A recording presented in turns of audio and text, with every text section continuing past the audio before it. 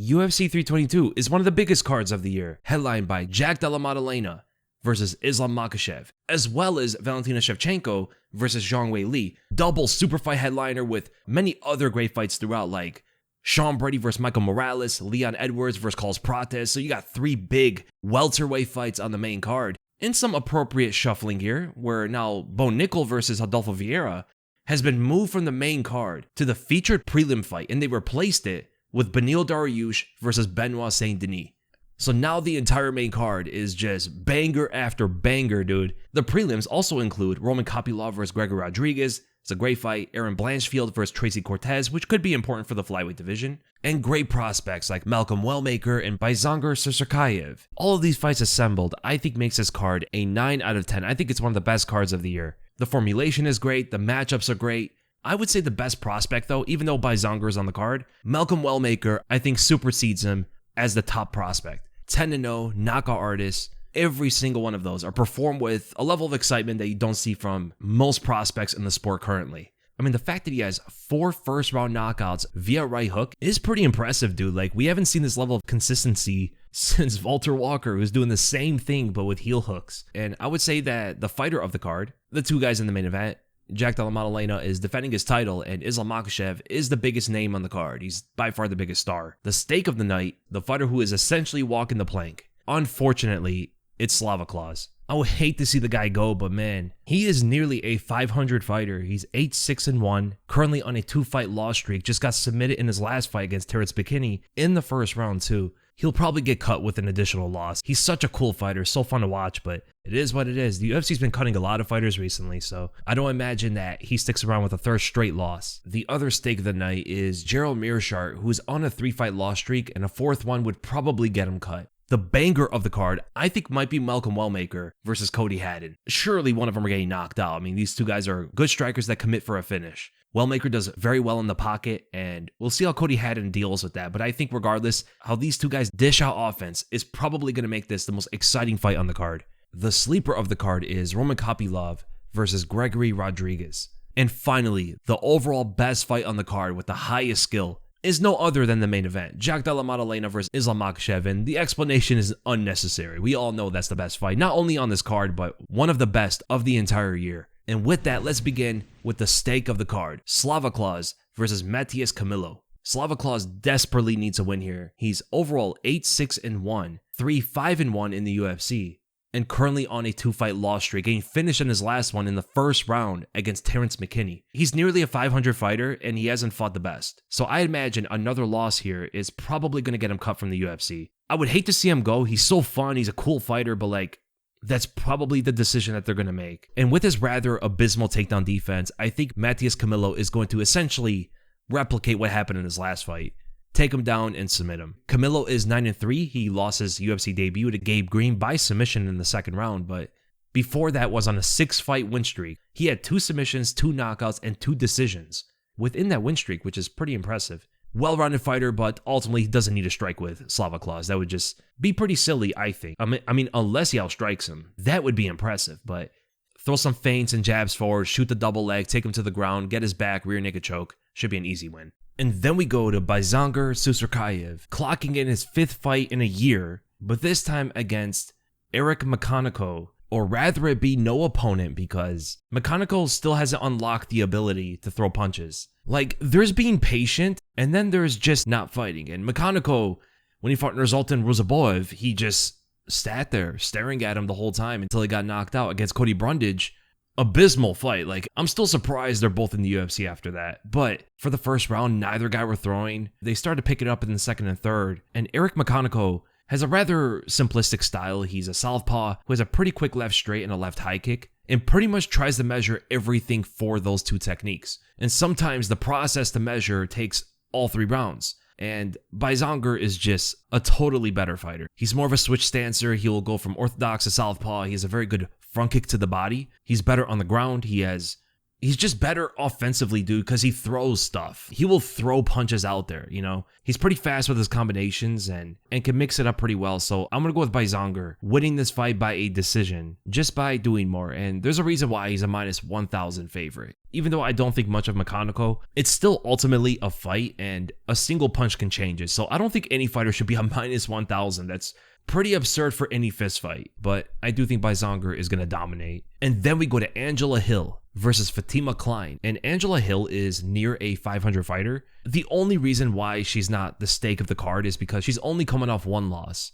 She's been around for a long time. She's fought some of the very best. A very experienced strawweight, but she's going to get absolutely destroyed, dude. Fatima Kline is going to take her out pretty handily, I think. Kline is just the more potent striker. She has a lot more power. She's in her prime, whereas Angela is way over the hill. She relies a lot on her footwork and speed advantage, but Father Time nerfs speed usually. And with Kline being the bigger fighter, taller, longer, more powerful, better on the ground, she's a lot more aggressive with her striking and is one of the few strawweights that could actually finish the opponent with strikes. Whereas Angela Hill is mostly a decision machine. So it's such a tough fight for her. Like, I just don't see how she wins this. She's slower, she's washed, she doesn't have punching power, she doesn't have a submission threat, she's not a wrestler. Man, that's a rough fight for her, dude. Fatima Kline is going to destroy her out there. Bro, she's got to do the Tristan Vines tactic. Just run around. Get away from her. She can't knock you out if she can't hit you. Yeah, I think this is a pretty one-sided fight. Fatima Kline destroys Angela Hill, I think by a third round TKO, which would make her the first fighter to ever knock Hill out in the UFC. And then we're going to Pat Sabatini versus Chepe Mariscal. This is a pretty solid fight. Both guys are good wrestlers, but for Mariscal, that encompasses most of his grappling skill. Sabatini is a lot more well-rounded and just better with his submissions. He's better with his Brazilian Jiu-Jitsu in general. He has strong takedowns, but where he might have an issue is that he just doesn't throw with a lot of output. He measures a lot for his kicks and will throw a reaching punch here and there, and Mariscal will at least commit with more output sometimes, you know? Neither guy are really great strikers, so hopefully the fight goes to the ground. But I think Pat Sabatini is just a superior grappler and should win the fight through that. Neither guy are really excellent in the stand-up, and Sabatini's so careful that, you know, potentially he can avoid some shots from Mariscal, although he doesn't have that much power. And if he did, I would pick him to win by sprawl and brawling, but I think Sabatini should do enough to win the fight on the scorecards, getting a few takedowns, establishing better positions, and perhaps landing a few big kicks before he wrestles. So Sabatini by decision. And then we go to the headliner of the early prelims, Kyle Daukaus versus Gerald Meerschaert. Man, Kyle Daukaus rejuvenated his career with that last win there. Destroyed Michel Pereira as a pretty sizable underdog. And GM3 is on a 3-fight loss streak. 2 of those by finish. So if he gets a 4th loss in a row, I can see them cutting GM3 as well. He just got knocked out by Alexiachuk. He lost a decision to Brad Tavares and got submitted in the 3rd round against RDR. And man, he might be out of his element for this fight. GM3 looks pretty washed, not gonna lie, but then again, you know, what was his prime? I guess his prime was when he beat Emin Shabazian and Brian Barberina, or when he beat Bruno Silva. He's a great submission artist. I mean, literally all of his UFC wins besides one are by submission. The other one's by knockout. So, I mean, possibly he could take the fight to the ground and submit him, but Kyle Daukaus is going to be prepared for that. And I just don't think GM3 has the striking skills to deal with Daukaus 2.0. He's much faster with his strikes. He's more precise. He's in his prime. So I see this being another easy win for Kyle Daukaus. TKO in GM3 in the 2nd round. And man, I don't want to see GM3 go, dude. I don't want to see him get cut, man. 4 losses in a row, 3 of them by finish. I mean, they're probably going to cut him, but it is what it is, I guess. Him and Slava Claus leave the UFC. But then we go to the prelims, where the prospect of the card, the undefeated knockout artist and Malcolm Wellmaker Malcolm Wellmaker is going to decimate Noob Saibot, Silhouette Fighter, Fighter B, Ethan Ewing, whoever it is. It doesn't matter. It's not Cody Haddon, bro. Yes, Cody Haddon pulled out, and that was going to be such an interesting fight. That was honestly going to be my sleeper of the card, instead of Roman Kopylov versus Gregory Rodriguez. Cody Haddon's a pretty good fighter, but this is now, like, no disrespect to Ewing, but this is a massive downgrade. Like, there's no stats on his opponent. It really just doesn't matter, dude. Malcolm Wellmaker is going out there to add another highlight reel knockout. Right hook once more, 5th one in a row. This is like one of those fights where you're in the training room for a fighting game, just destroying the AI with new combos and stuff. Like, Wellmaker's gonna be throwing out like spinning heel kicks and 360 right hooks and stuff, like Shoryuken uppercuts, and Ewing would have no answer to any of it. No, but honestly, Ethyn Ewing's not a bad fighter. He's a bantamweight, taking this on short notice. He's a striker, pretty fast with some of his combinations, and has a great 1-2, some good body shots, and decent linear movement. But Wellmaker is bigger, hits harder, is also somewhat technical with his stand-up, but unlike 2 or 3 days notice and a bantamweight to go with it, like, he's probably going to get bullied out there. But Ewing is very smart on taking this fight regardless, because win or lose, they're probably going to keep him around after and give him another fight in his weight class, preparing himself with a training camp. So it's probably going to be a first-round knockout for Wellmaker, but much respect to Ethyn Ewing for taking this fight. And Malcolm Wellmaker, because he doesn't really have much to gain from this. Like, it's a new opponent. He's probably never heard of this guy before. He was preparing for someone like Cody Haddon. So Wellmaker, right hook, first-round knockout. And then we go to Erin Blanchfield versus Tracy Cortez. The finishing potential in this fight is rather low. Both fighters usually win by decision. In fact, Tracy Cortez only has 2 finishes out of her 12 wins. And both of those were prior to the UFC. So if she wins, it's most likely going to be another decision. Jot that down for anybody who's betting on this fight. If you think Cortez is going to win, it is very likely to be by a decision. But I don't know if she wins this one, dude. Blanchfield is a better finisher. She gets some submissions and stuff, and honestly, that is the distinction between them two. Cortez is pretty basic in her overall game. There's no aspect that she excels in, unlike Blanchfield, who has a noticeable advantage in her grappling. Like, she is one of the best grapplers in women's MMA.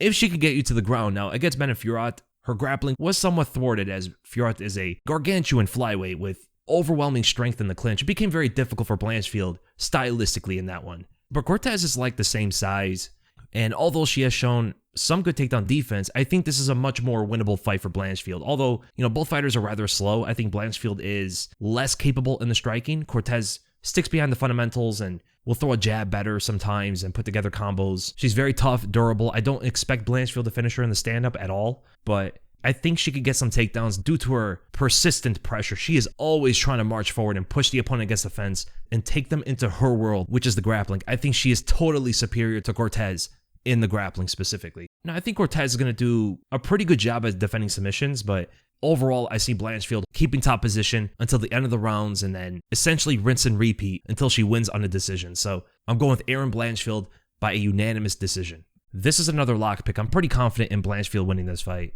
And then we go to Roman Kopylov versus Gregory Robobama Rodriguez. So Roman Kopylov is coming off a loss to Paulo Costa in 2025 is pretty insane. He did finish Chris Curtis with 1 second left of the fight, and he defeated Cesar Almeida by a split decision before losing to Fluffy. And Rodriguez is coming off a win against Jack Hermanson, knocking him out in the first round and sending him into the welterweight division. But before that, he got finished by Jared Cannonier in the 4th round. Had a 3-fight win streak prior to that. So Roman Kopylov is most likely going to approach this with a striking focus.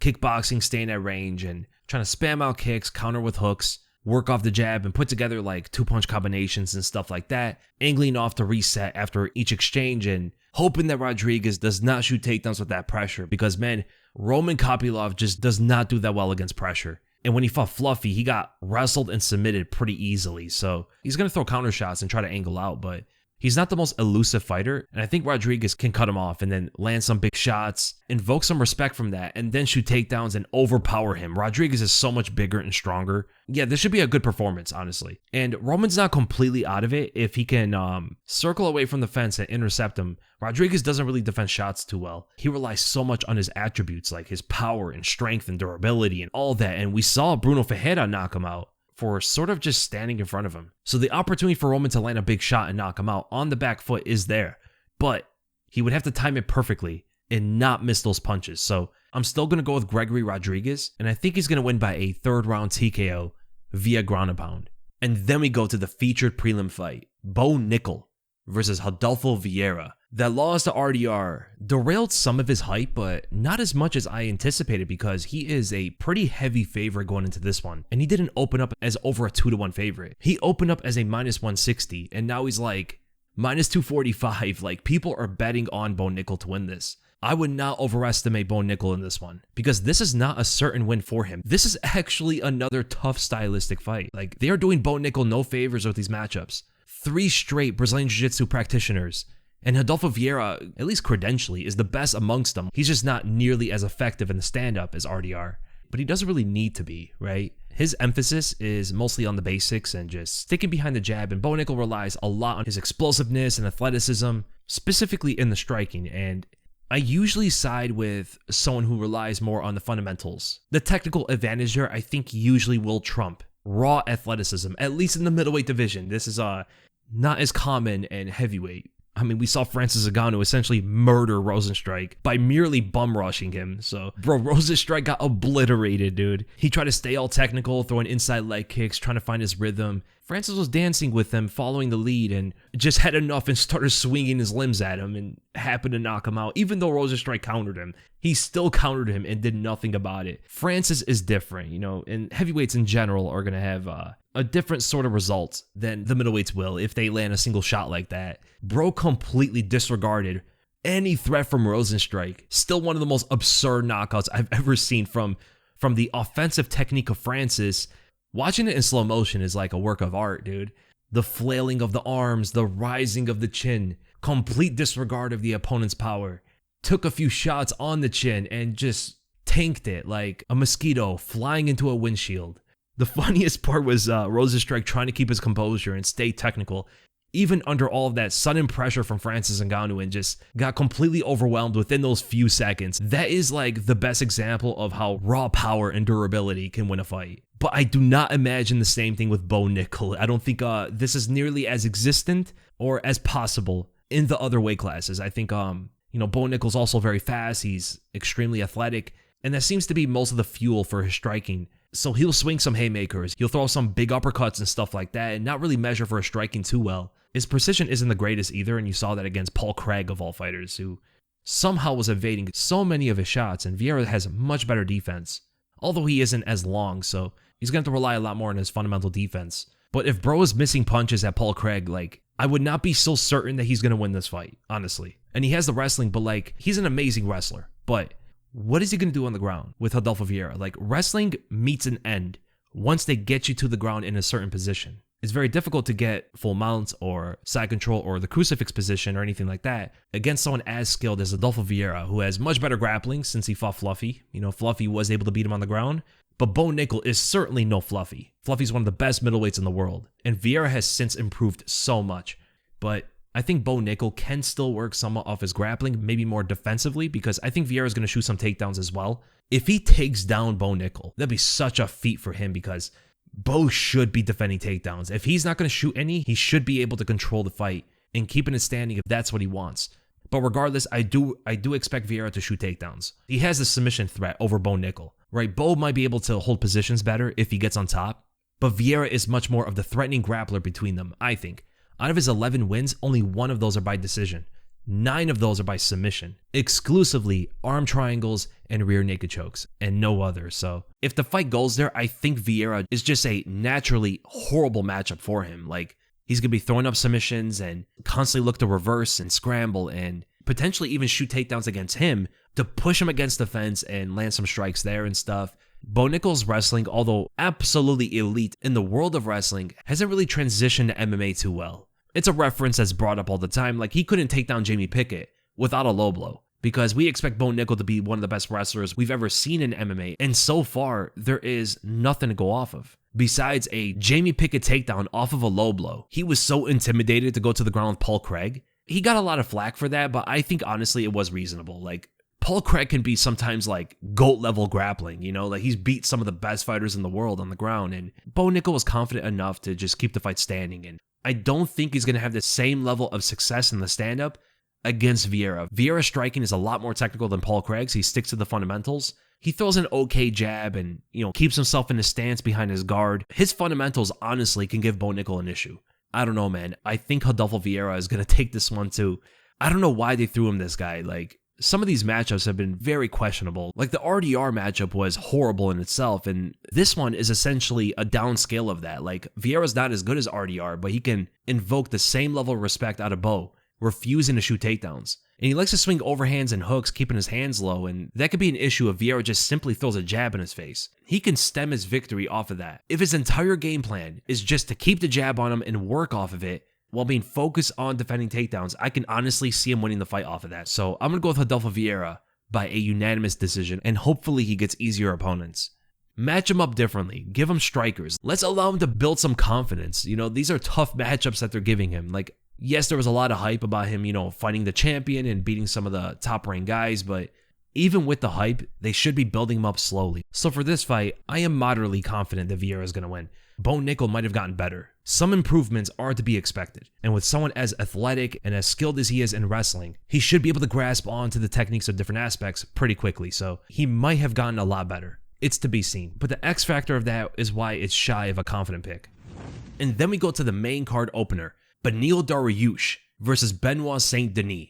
BSD is making a quick turnaround after annihilating Makhachev 2 months ago, submitting him in the second round. He's on a 2-fight win streak, also defeating Kyle Prepolek by another second-round submission, but lost and got dominated by Renato Moicano. And that is a mutual opponent. Beneil Dariush defeated Renato Moicano in his last fight. Before that, had a 2-fight loss streak to top contenders Arman Tsarukyan and Charles Oliveira. Both of them knocked him out in the first round and pretty much just show that there's levels to this. Dariush is a very good fighter, but he just isn't one of the very best. And I think Dariush is going to take that and relay the same message to BSD, that there's levels to this. I think, honestly, this is a horrible fight for BSD, stylistically. For being a quite technical top grappler, relying a lot on his strength, it's going to be quite difficult to take Dariush down, and if he does, hold him down. Dariush is very slippery on the bottom. He scrambles very well, as you saw in the Gamera fight, and he out-grappled both Gamera and Moicano. Taking him down initially is going to be quite difficult, and in fact, I can see Dariush shooting takedowns himself, replicating how he defeated Renato Moicano.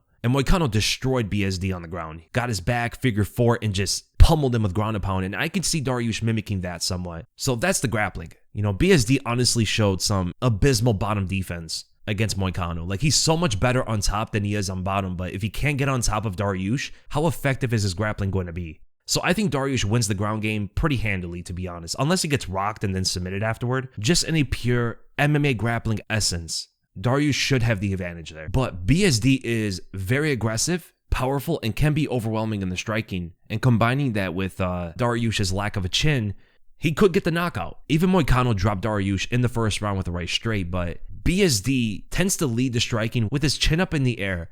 And Dariush has a very heavy left hand and is more precise with his punches in general. I believe he also has better pacing for his cardio, so, potentially BSD could gas himself out, hindering himself in the third round, eventually getting finished there. The fight could potentially go that way too. So the striking gets very interesting. I think it's a lot more competitive there, but if Dariush gets hit, he's ready to return fire. And he's been inside one of those crazy brawls before when he fought Dzhokhar close. But I think Dariush's game plan is going to be revolved around shooting takedowns and taking advantage of what he saw in the Moicano fight with BSD. I mean, he got a pretty easy takedown from the clinch. BSD seems to lack some athleticism. He doesn't seem to be so well balanced. He loses his footing as he throws punches, and, perhaps the takedowns could come pretty easy for Dariush, maybe. And if it does, I think Dariush wins this fight pretty handily. Wait, he's the favorite? Hold on. Am I missing something here? Hold on. BSD is almost a 2-1 favorite? Really? Am I underestimating him? Or am I overestimating Dariush? I don't think so, dude. I think Dariush honestly is just such a difficult style for BSD to beat. His avenue seems to be just like overwhelming him in the striking and knocking him out, taking advantage of a weaker chin, but Dariush can knock him out too. Like, it's not a one-sided affair in the striking there. And I think with the takedowns, man, he can take advantage of what Moicano's able to work with, but at a higher level. I think Dariush has better positional awareness. He's a lot better with his scrambles and transitioning for more dominant positions. It was so impressive how he was getting Moicano's back so often, and Moicano just had a very difficult time shaking him off. And that's Moicano, who's a level above Benoit Saint Denis in the grappling. And Dariush also out-scrambled and essentially beat Mateus Gamera in the grappling as well. Now, there is a possibility that Dariush is not in his prime anymore, and that could be a contributing factor to him losing, but I didn't really see too much of that in his last fight. Like, some people say that he looks slow, but Dariush is always slow, and so is BSD. Like, these two guys are comically slow fighters, but they never really relied on their speed. Now, speed did play a factor in him getting knocked out by Arman Tsarukyan, who spontaneously exploded on him and knocked him out in less than a minute. But BSD doesn't have that level of speed. So there's going to be a lot of heavy strikes getting thrown between these two at a very slow velocity. So it's going to be pretty interesting, but I think Beneil Dariush is going to win this fight by a unanimous decision. You know, potentially BSD is gaining so much overestimation due to him beating Hoofy the way he did. And it could be one or two things. Either BSD exceeded our expectations or he fraud checked Hoofy. I think we know how good BSD is, right? He's fought some of the best fighters already. Hoofy went into that fight to prove himself, and he lost to a guy that was already established. But bro, Benny D is not one to be underestimated. He was underestimated in his last fight against McConico, going into that one as an underdog, and I think they're making the same mistake with this one. So I think BSD is going to get somewhat reckless, run into some of the left hands and get rocked for it. He's going to take a lot of leg kicks. Due to the fight being close stance, I think the body kicks that both fighters usually work off of are not going to be as impactful in this one. I think Dariush's leg kicks are going to be more prevalent in this one than the body kicks. And man, if BSD is reaching forward for the knockout shot and overextends himself, I could see Dariush knocking him out for it. He could change levels for a takedown, but he tends to pull away from punches and then counter after. So counter striking is more of his style in that type of scenario. So I think it's going to be a great fight, and can't underestimate Benny D, dude. I'm going with him by a decision. I think BSD might be tough enough to fight to the scorecards. And then we go to the former welterweight champion Leon Edwards versus surging contender Carlos Prates. Leon is in much need of a redemption. People think he's trash now and he's a big underdog, and I disagree with it, dude. I think he'll prove the doubters wrong on this one. Dude, so many people think that Leon just got lucky and he shouldn't be amongst the best of the welterweight division. And I disagree so much with it, dude. I just think Belal and Brady were that much better than him. Although the Belal win was rather decisive, after rewatching it, it wasn't such a dominating performance, right? It was 48-47, but you know, the optics of the fight due to all the highlights of like Belal slamming him on the top of his head and stuff, it made it seem like it was a 5-round domination. It was at least closer than that, you know, 48-47, and one of them had it 49-46. Now, Brady destroyed him, but Brady is different. Brady seems to be top tier, so I think if Leon neutralizes Prates' offense, very similar to the way that Ian Gary did, it will rejuvenate the optics of Leon's career. Now, I do agree that he's very boring to watch. Like, he makes striking uninteresting in an entertainment aspect. He's your striker's lay and pray equivalent. And we're just yearning for the moment that he finally gets aggressive the way he did against Belal the first time they fought. Like, that version of Leon can be a problem, but not for this fight. This is the wrong guy to fight that way with. Unless he wants an early grave, do not trade shots and get aggressive with Prates. Getting into a firefight with Prates is asking for a quick knockout loss. Prates is probably the biggest puncher in the whole division. Leon's gotta be boring. Put everybody to sleep. Just jab and leg kick and move around and shoot a takedown, hold him against the fence. If the fans are booing, he knows he's doing a good job. He needs to fight in a way that all the fans want to see him get cut from the UFC. You know, be the worst fighter ever to get this win. That is honestly his best chance of victory, by being the least fan-friendly fighter possible. Leon Edwards will rise again, but probably not in the way that we hope. I think he is going to point fight and grapple to win this. Maybe not getting a submission. I mean, it's possible. He could submit Carlos Prates, but I think his grappling is being very much overlooked in this one. He can essentially mimic what Ian Gary did. Gary did a good job of point fighting as well. He neutralized Prates' game, stuck behind the fundamentals while Prates was looking for the home run every single time. Although, very infrequently, his output in that fight was rather low compared to some of the others. If he approaches this one similarly, due to Leon's point fighting style as well, garnering some respect, I think he's going to miss a lot, and Leon's going to counter him with striking and also takedowns. Prates hasn't shown to have the best takedown defense. It's pretty decent, but I think if Gary can find those openings, then so can Leon. Leon's offensive grappling is so underrated. I think the Belal and Brady fights have shrouded his grappling capabilities. I mean, this is the same guy who took down Usman and got his back. He completely outgrappled Nate Diaz. And although Nate is not, you know, the best fighter in the world, he's certainly a much higher caliber of a grappler than someone like Prates is. Prates is most certainly more explosive, defending the takedowns with much more athleticism, but I think technically he's not on par with Leon. So, I mean, it is possible that Prates could just knock him dead with a single shot. Prates is incredibly powerful, and he has the reach advantage, which can dispel some of the effectiveness of Leon's point fighting. You know, it's hard to be efficient at distance when the opponent is longer than you. He has like 4 inches on Leon.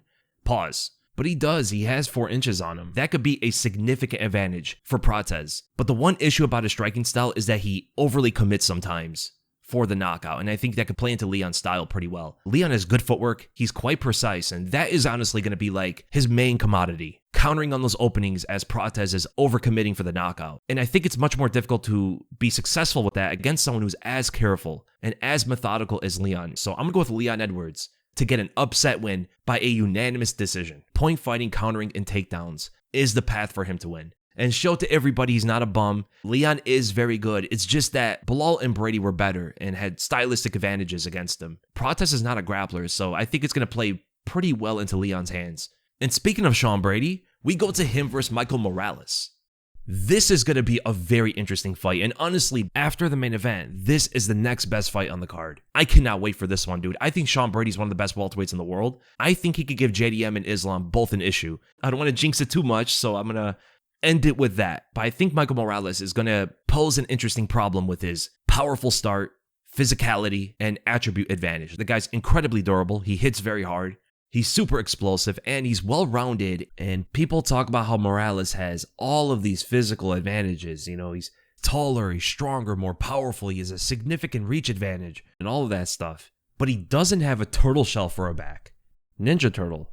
Which one's your favorite? The guy's built like a tortoise, and it probably explains as to why he weighs nearly 200 pounds while only being like... It states that he's 5'10", but that is definitely off. There's no way he's 5'10". He looks more like 5'8", and the guy's extremely compact, you know, very strong. I think Brady is technically superior everywhere. He throws combinations better, his takedowns are more technical, and the grappling is not even close. Like, Brady's one of the best grapplers in the entire UFC. Even to the point that Islam has just stated that Brady would be a tough fight for him because they are quite similar in their styles. I mean, it's probably not the most precise comparison, but I see what Islam is saying. Like, both of them are incredibly well-rounded, and they're both lethal submission artists. So I think that's more of his analysis, is that Brady's just so keen on taking the opponent down and submitting them. And he's one of the absolute best to do it. So honestly, if Morales did not have that physical strength and explosiveness, I think this fight would be very easy for Brady. But due to the physicality, he could run into some dead ends. Maybe a takedown or two gets thwarted because of the strength and athleticism of Morales. He lands some big punches, but Morales is durable enough to tank it and then return with his own shots, potentially even hurting Brady. But I think eventually, Brady will technically outstrike him, secure some takedowns, wins through the positions. Once the fight is on the ground, I think Morales is going to be in trouble, because I think Brady's going to win through the positions, hold him down, and try to get his back for a rear naked choke. So I'm going to go with Sean Brady by a third round submission and getting that much deserved title shot. The winner of this fight should be fighting the winner of the main event afterward, and not Usman. Islam called out Kamaru Usman. That is not happening. We can't be doing this with every division. Usman's only coming off one win. Like, Brady beating Morales 100% deserves the next title shot over everybody. It's unfortunate that Shafka hasn't fought, because he probably would have gotten it, but with the current landscape that we have, they cannot sideline Brady's ascension. Like, he is right there to become champion, dude. And America needs a champion. Sean Brady is the best American fighter currently. Besides Merab, of course. And the next fight is going to determine who is the best female fighter in the world today. Excluding Nunes returning from retirement, who's only going to have a one-off fight and then retire once more. But Valentina Shevchenko versus Zhang Weili is the first super fight of the card, and I think determines who is the best female fighter in the entire world. It's been a long time coming for Weili to move up to flyweight. We've been talking about it for years, dude. Even like before some of her losses, we were pondering how a fight between her and Shevchenko would go. And we finally get to see it. Now, the move up to flyweight is going to be quite interesting, and how that changes her style and power. Because I think Weili hits harder, even if Shevchenko is bigger. But Weili needs to close in on her range. She's not nearly as good at distance, and that's where Shevchenko shines. Shevchenko is an excellent point fighter with emphasis on her counters, specifically that check right hook and left kick from the southpaw stance. And Weili, being an orthodox, is going to open up the liver for a potential body kick. But Weili has advanced her wrestling greatly throughout, but I don't know if it's enough to beat Shevchenko. She's bigger, she has good takedowns from the clinch, will duck in there if the opponent gets overly aggressive, and holds top position pretty well, throws ground and pound shots, but she has been stood up a few times before due to inactivity. Even though some people disagree with those stand-ups from the ref, but it's possible it can happen here too. Honestly, the more I'm thinking about the fight, the more I think that Shevchenko's style counters Weili's. Like, Weili needs to be aggressive. She needs to get in close range. She can't stay from far out, or it'll be like she's in an obstacle course, dodging kicks all fight. You know, she needs to get in close. And once she does, is she going to get countered by the check right hook, or is Shevchenko going to shoot a takedown and use that even a slight size advantage with her great amount of skill on the ground to win this fight? I honestly think that's how it's going to go, because I've seen Weili many times in the Rose Namajunas fights and against Yan Xiaonan have a difficult time on finding pathways to get into that close range unscathed. And Shevchenko is a better counter striker than all of them. She's extremely efficient, so I'm going to go with Valentina Shevchenko, and I think she wins by a decision. I was thinking perhaps she can land a head kick. The body kicks could cause a conditioning factor for the head kicks to land, just like it did against Jessica Ai, and we have seen Zhang Weili get head kicked off the left leg before, right? Rose knocked her out, although Rose wasn't southpaw, but I think Weili's going to have such a difficult time with range here. Shevchenko blasting her to the body with the left kick, throwing some of those to the head afterward. Weili gets aggressive, trying to bypass some of those kicks and eats a check right hook. And if she continues to move forward, then Shevchenko, I think, ducks in, clinches up with a body lock, trips her out to the ground, holding top position for the rest of the round. And I could see a rinse and repeat, but of course, Weili's going to land her own shots too. I think Weili is good enough to potentially win some rounds here due to, perhaps a power advantage, and there's going to be some exchanges that Weili wins as well, but I don't think enough to win most of the rounds. So Valentina Shevchenko wins this fight by either 48-47 or 49-46 scorecards, which leads us into the second super fight, the main event, and in my opinion, the most prestigious, prolific fight of the entire year, where welterweight champion Jack Della Maddalena defends his title for the first time against number 2 pound for pound, former lightweight champion, lightweight GOAT in Islam Makhachev, moving up to the welterweight division for the first time. There are some very interesting factors about this one. JDM has trained with Volkanovski, who is very familiar with Islam.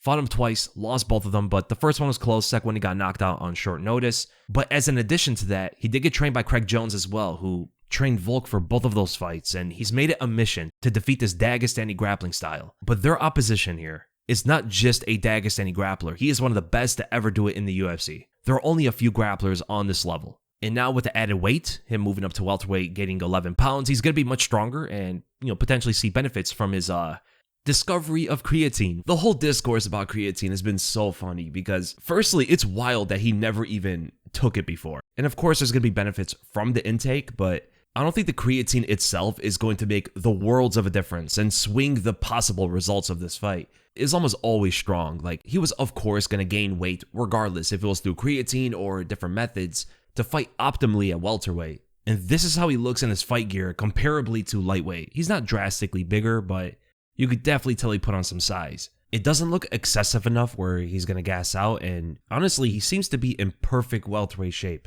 Oh, and they did the grip strength thing, which has essentially become like a formality for these pay-per-view events, and Islam squeezed with 161 pounds of force. That is the second strongest grip that they have tested so far in the UFC. The only one who exceeded him was Khalil Roundtree, squeezing 166 pounds of force. Now, I don't know how accurate that measurement is, but it seems pretty impressive, dude. It's the same guy who semi-sumo deadlifted 480 pounds with an overhand grip. That is not easy for like a 180-pound person to do. But how is all of that going to defeat JDM trying to punch him in the face?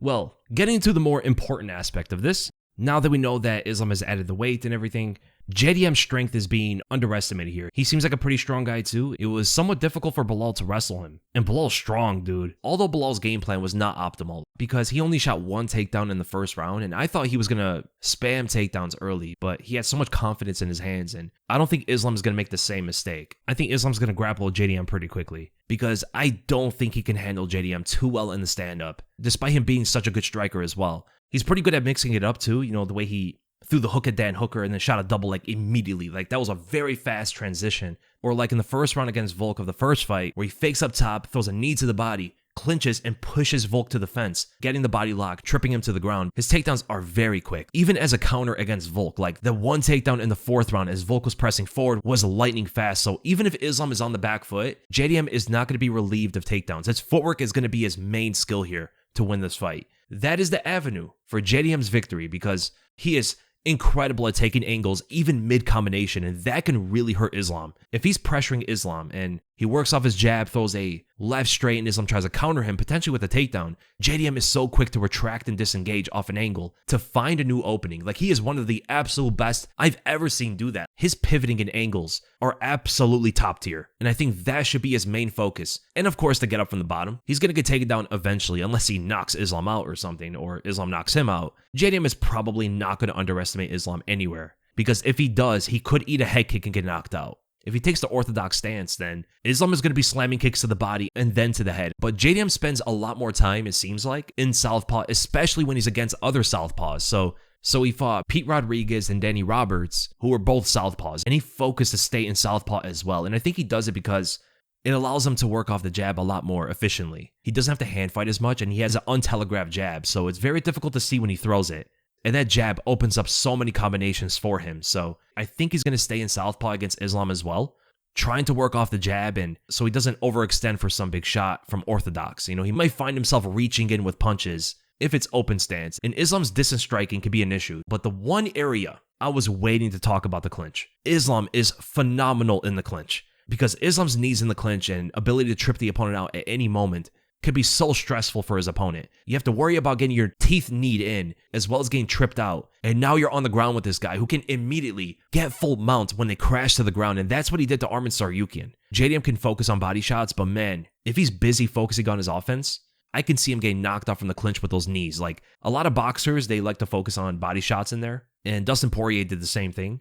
But Dustin was doing a very good job of posturing himself so he doesn't lower his head into one of those knees. I think JDM is probably going to do the same. I mean, hopefully he does for his sake. But I can see a lot of Islam's success coming from the clinch. And those knees can be targeted to the body as well, just like they were against Dustin. In fact, Islam has strung together some of his best combinations using the clinch against Dustin Poirier, who's another southpaw boxer. And I think JDM is going to use that same stance. So where JDM can have much success is taking advantage of some of Islam's counter-striking. So his counter-striking is pretty uniform, regardless of the opponent that he fights. It's pretty much just a check right hook and a left straight. Those are pretty much the main counters that he throws. And I think game planning around that could be pretty simple, although I don't know if it's going to be easy. Simplicity does not always equate to easiness. Islam is proficient even with only a few of those counter techniques. But JDM is a high-level striker, one of the best in the UFC, I think. And I think he could find some successes timing Islam's counter shots correctly. Like for an example, if he works to trigger out the check right hook, he could land a very swift 1-2 to not even fully extend the 1 so the 2 can land precisely, Just at least getting it out there to distract Islam with it. And potentially countering Islam's counter left straight with an outstep angle and then blasting him over the shoulder and hurting him off of that or something. And that is the most terrifying thing about JDM. The man's killer instinct is unheard of. He rains down fire and brimstone on his opponent as if they triggered like a second phase of a boss fight or something, dude. JDM with like his killer instinct activated becomes one of the most horrifying fighters to go against. Even while tired, it's like he gets a second wind off of it. It's insane. He gets a sudden surge of energy once he hurts his opponent, and that would even be present in the 5th round, like it was against Belal. He hurt Belal with that one beautiful combination. Such a serene combo. Like, I could watch him string together those combinations all day, dude. Just pure art when JDM is on point. The guy was punching so quick and committing for the knockout in a technical manner, too. But he never loses composure. Even as excited as he becomes when he hurts his opponent, he never loses composure. Keen on the counters and very methodical in what he has to do offensively to finish the fight. So his striking defense is solid, but will his grappling defense match it? Or at least the results of his defense? He's going to be scrambling, he's going to be throwing in the butterflies and elevating him, but Islam is going to be very focused on that. He knows how JDM grapples. He has a much more uniform grappling style, whereas Islam is much more complete. It's more difficult to know what Islam is exactly going to do with every single move. Islam generally knows that JDM is going to try to scramble, usually working off the butterflies and try to kick off the fence and stuff like that. Maybe even pushing him off the way he did against Belal in the 5th round. And also in the striking, JDM likes to maneuver in a very particular way when he's disengaging or exiting from a position. He covers up, ducks, and fades away. Now, that could be so detrimental if Islam correctly times a head kick, or if he's quick enough, he could land a knee there, while JDM is ducking his head. It's great to defend takedowns because he's meeting the level change, right? So it becomes more difficult to get under on the hips when the opponent is already ducking under, and he can use his elbows to frame off of him and then transition that into a whizzer or an underhook or something like that. So that technique from JDM could act as a double-edged sword. It could be the crux of him defending takedowns, but it could also be a reason for taking a kick across the temple. That's one thing to note. But ultimately, I am going to pick Islam Makhachev. I think he has too much to work with. I think, him being well-rounded is just going to be a natural advantage, and he's good enough in the stand-up, I think, to defend himself against some of those combinations, and he has that takedown also to work with for the entire fight, aggressively or as a counter. The clinch dynamic is going to be so interesting in how that plays out, but I just think ultimately he has so many advantages in different areas with emphasis on his grappling advantage. I think his chain wrestling is going to be so different for JDM compared to his experience fighting Belal. Islam is a very special type of grappler. And I think Craig Jones and Volk are going to do an amazing job on preparing JDM for this. I just don't think it's enough. I think they are ultimately going to be 0-3 against him. So I'm going with Islam Makhachev to win this fight by a 4th round submission.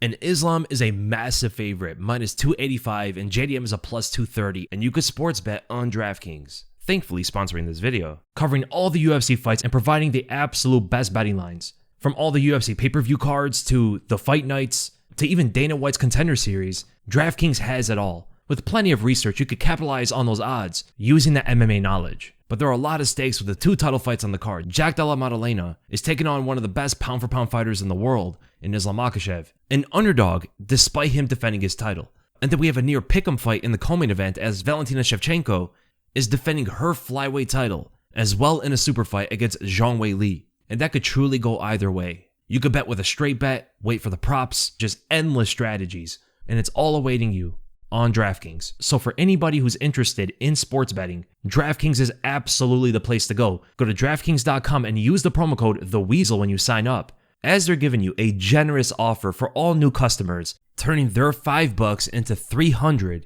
if your bet wins. Paid instantly in bonus bets. The crown is yours, and the offer requires a minimum of minus 500 on the odds. Remember, go to DraftKings.com and use the promo code THEWEASEL. Remember to bet responsibly. What else do we have here? So, Valentina Shevchenko is a minus 135 favorite against a plus 114 Zhang Weili, and I agree with that. I think Shevchenko could also be a bigger favorite. Sean Brady and Michael Morales have identical odds to that, so I think Brady should also be a bigger favorite than he is. Leon Edwards is a plus 140 underdog against the minus 166 Carlos Prates. I disagree with this one. I think Leon should be the favorite. Not heavily, but I don't know, like a minus 145 or something like that. So even Prates exceeds the favoritism that I think Leon should have. Beneil Dariush is a plus 154 underdog against the minus 185 favorite Benoit Denis. This is my underdog of the card. Like, I think Dariush should be a pretty moderate favorite, to be honest. Nickal is a minus 205 against a plus 170 Rodolfo Vieira. I disagree with that as well. I think Vieira should be a slight favorite, but it's a fight I could see go either way. Very close fight. Roman Kopylov is a plus 150 underdog against the minus 180 favorite Gregory Rodriguez. I agree with that. Aaron Blanchfield is a minus 250 favorite against a plus 205 Tracy Cortez. I agree with that as well. Kyle Daukaus is a minus 455 favorite against a plus 350 Gerald Meerschaert. Yeah, it's such a bad fight for Meerschaert, dude. Pat Sabatini is a minus 125 favorite against a plus 105 Chepe Mariscal. I agree with that. Angela Hill is a plus 390 underdog against the minus 520 favorite Fatima Kline. Yeah, I agree with that. Then Baysangur Susurkaev is a minus 1,050 favorite against the plus 675 Eric McConico. So Baysangur should be a big favorite, but I don't think anybody should be a minus 1,050. That's crazy. Unless it's like GSP versus CM Punk or something, you know? Those odds are pretty unreasonable for a fist fight. But yeah, Baysangur should be a heavy favorite. And then Slava Claus is a plus 140 underdog against the minus 166 Mateus Camilo. I think Camilo should be a bigger favorite. So I hope you guys enjoy the predictions, and make sure to give the video a like, subscribe, hit the bell for notifications, and parting message. Apparently they're going to do mandatory point deductions for eye pokes. I'll believe it when I see it, Herb Dean. I'll see you guys in the next video.